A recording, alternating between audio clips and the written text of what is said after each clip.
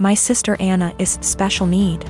She has severe autism, and while she is verbal, most of her communication is physical, like sign language, due to her social discomfort.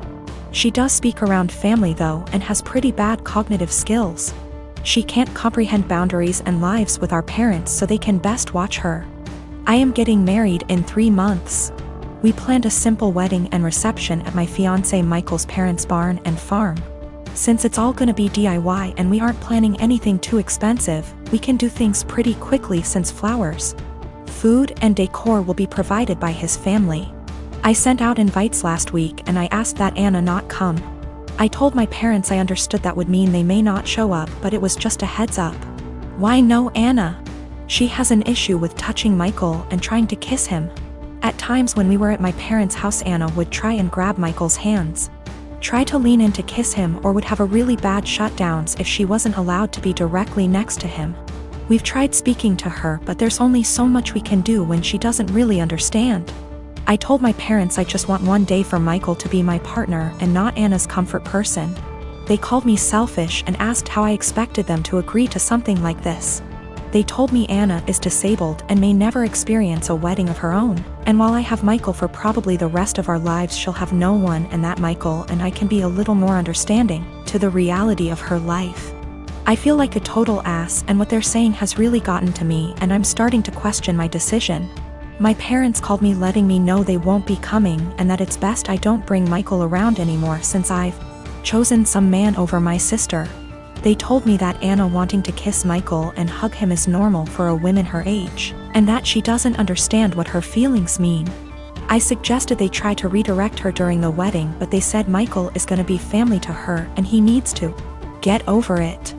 I suggested they watch the wedding via web, and they said that's not fair and that they deserve to see things in person. I asked if I could pay for someone with proper credentials to watch her that day while they attention, and they asked what I would do when they died, and if I'd pawn her off every time. I dropped the unfortunate truth bomb that I don't want to put any more of my life aside for Anna anymore. I did it up until I turned 18. And that Anna is not my life's responsibility and I won't be her keeper. I assured them I'd pay for her care, but if she's okay doing this to Michael, then I worry for if I ever do choose to have children and what she'd do to them. They said I was sick for suggesting she'd do anything to my future children and hung up on me. They sent a lengthy text telling me not to contact them until I could do the right thing. My brother lost his job along with all his savings several months ago, and soon after he asked me if it would be okay if he and his wife stayed with me until they could afford their own place again. I hesitated at first, considering I only have a 1-bedroom apartment, but according to them they had no other options, so of course I invited them over and bought a blow-up mattress for the living room. For the first month things were manageable, although admittedly cramped.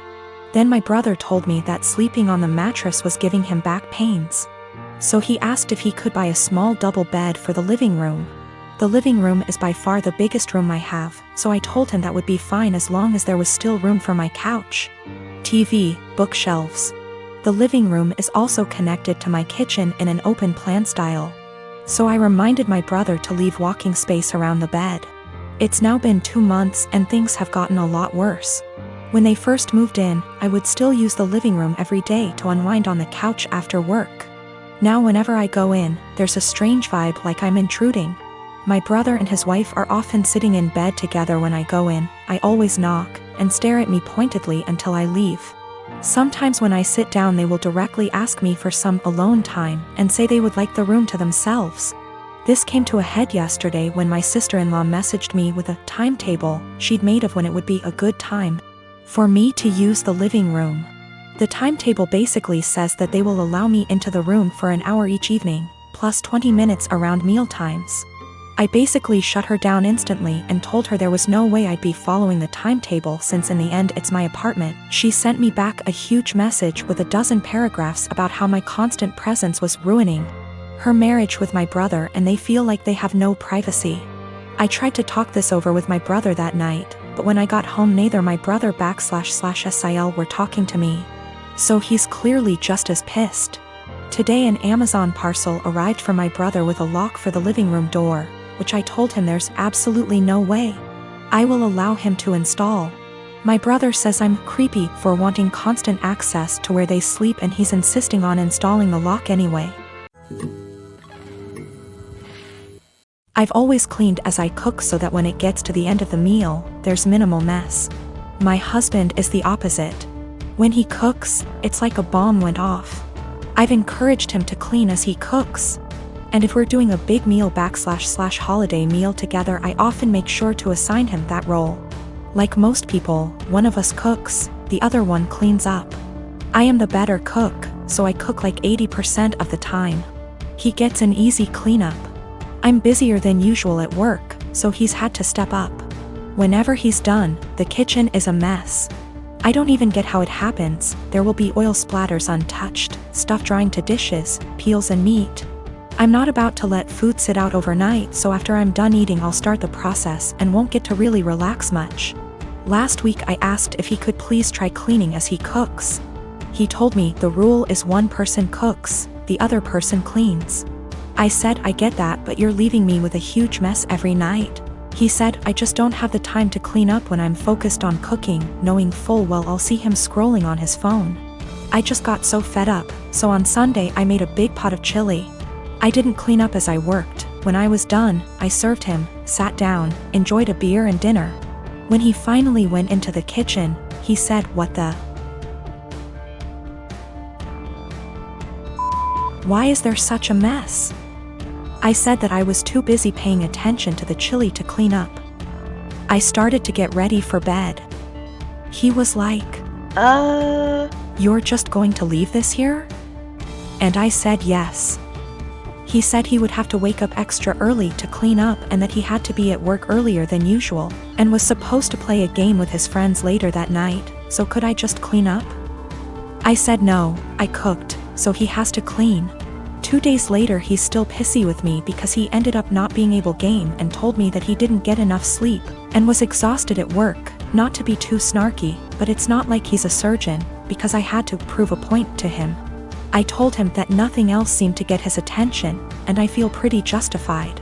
He told me I was being a smug asshole about it and it was childish. We don't have a dishwasher, there's no room for one, so everything has to be done by hand.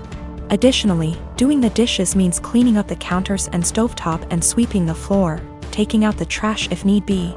When I make chili, it's a process starting // dried chilies that I toast, soak, seed, pulverize, etc.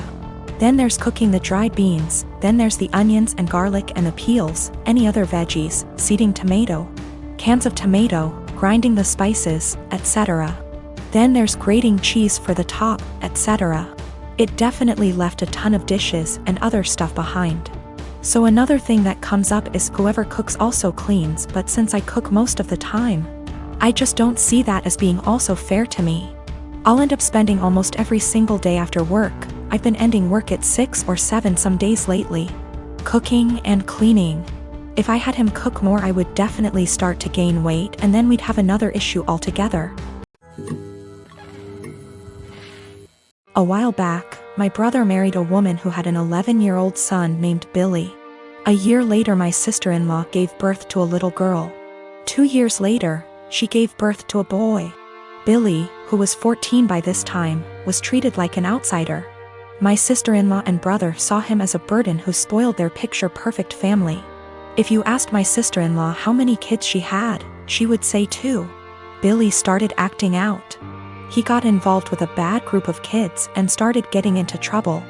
He started failing all of his classes. He eventually got into drugs and was suspended from school.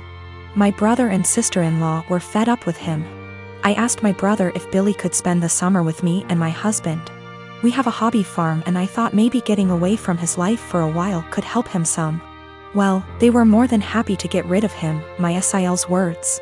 It was kind of rough the first few weeks. He had a lot of anger issues. But my husband kept his hands and mind busy doing work on the farm. And we both made sure that he knew he was loved and wanted.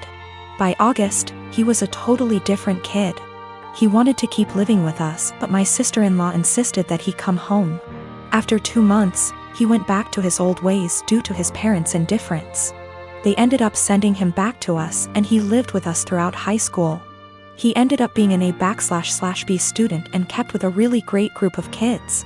He got involved in baseball and got a scholarship to a local university. He's 22 now and is in his last year of school. He's engaged to a really great girl. When he was 16, he started calling me mom and he started calling my husband pops. He never really had much to do with his mom and he had nothing to do with my brother. He saw them on holidays when the whole family came over. His mom has tried to have a relationship with him the past few years, but he has avoided her. On Christmas, sister-in-law was over and for whatever reason, she opened my desk drawer and found a birthday card from Billy where he said, "To the best mom ever. Thanks for loving me and giving me a chance." She was devastated. She ended up texting Billy, confronted him and asked him if she would be presented as mother of the groom at his wedding. He told her that he no longer considered her his mom and wasn't even sure if he wanted her at the wedding at all. My sister-in-law is now insisting that I make it clear to Billy that I am not his mother and that he is not to refer to me as such. My brother is also very upset with me. Even my parents are pressuring me to do what sister-in-law wants for the sake of peace. Honestly, I consider Billy to be my son.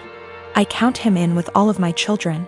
I feel like telling Billy not to present me as mother of the groom could possibly be misinterpreted as me saying that I don't feel like he's my son and I don't even want to take a chance of that happening. If he decides to present his real mom as mother of the groom, I will 110% support him. I have zero desire to tell Billy not to call me mom and I absolutely won't do it because I know it would destroy him, and it would kill me. My sister-in-law insists that by not doing it, I'm making it impossible for her to have a relationship with him and I'm being selfish. I have talked to Billy about it some. He doesn't like to talk about his mom at all. He basically just said that he doesn't see her as a mom and has for sure decided he doesn't want her at the wedding. I understand and respect that.